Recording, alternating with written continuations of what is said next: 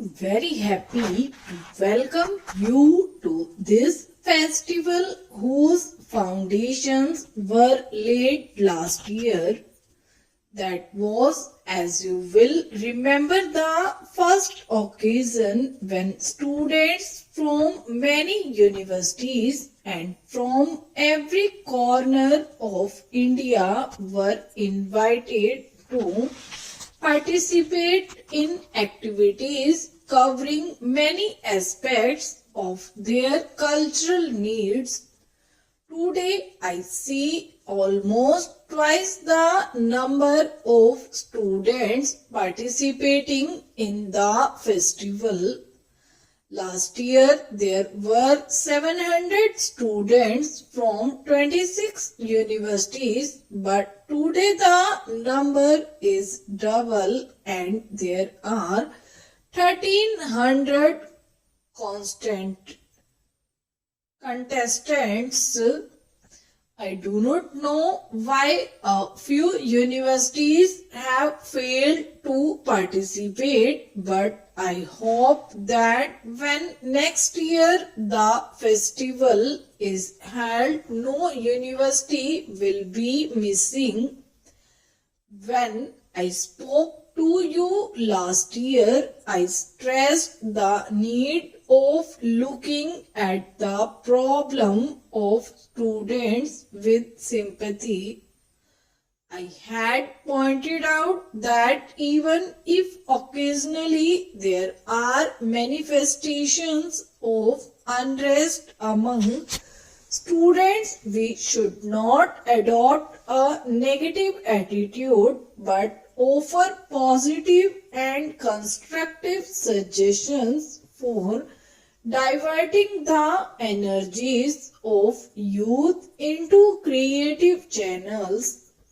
This was the spirit in which the youth festival was organized, and in speaking to the youth I had said, there has been much criticism in recent times of our present day youth.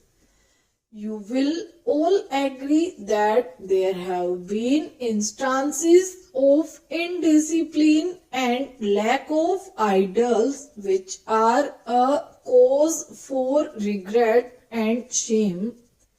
Steps must be taken to check these evils, but this cannot be done by mere commands or exhortations.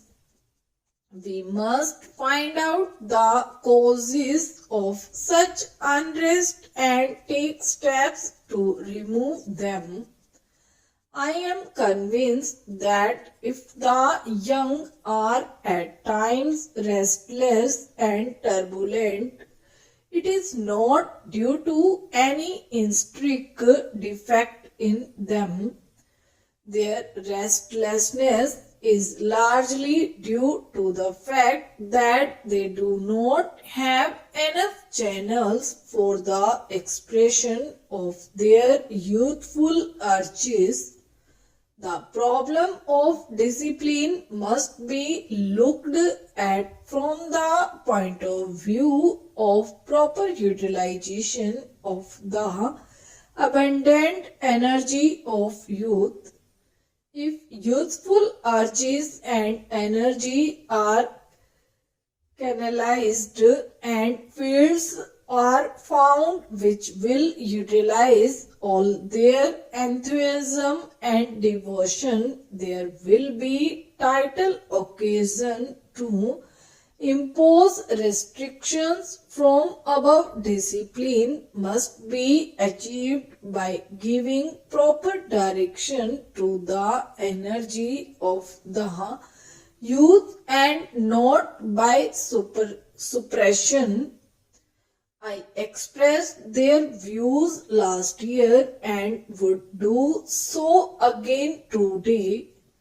I am convinced that if we are to find a satisfactory solution of the problems, Creative openings on an increasing scale must be offered to them, and we must treat their problems with sympathy and imagination. While I hold to these convictions as strongly as before, I feel that I would be failing in my duty if I do not draw your attention to another aspect of the situation.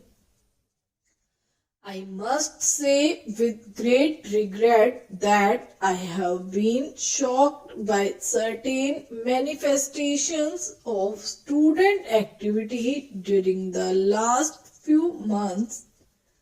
They have been such that I have felt that my views on the problems should be expressed with even greater clarity and firmness. I confess with deep regret that the behavior of a section of the students has disappointed my hopes about them. What happened recently in Patna and Allahabad makes me ashamed.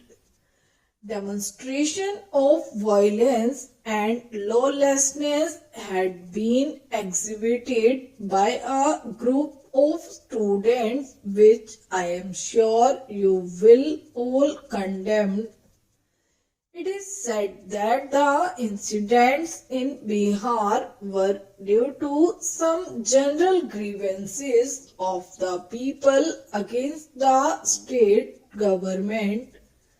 Even if this is true, it does not offer any excuse for what the students did.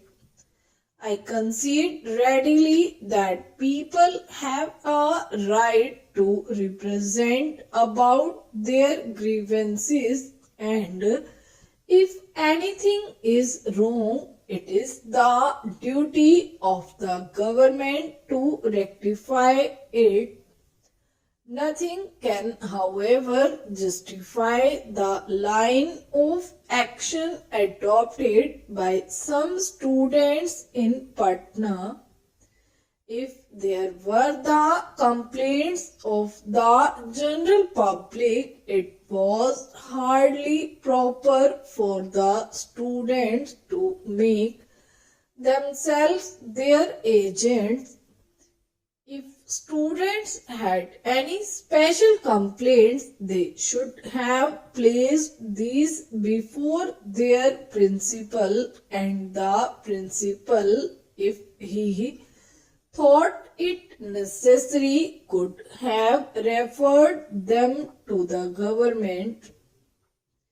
In no case had the students the right to take the law into their own hands and organize a campaign against the government.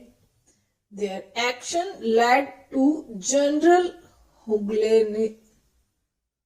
hooliganism and violence, a conduct totally unworthy of the students.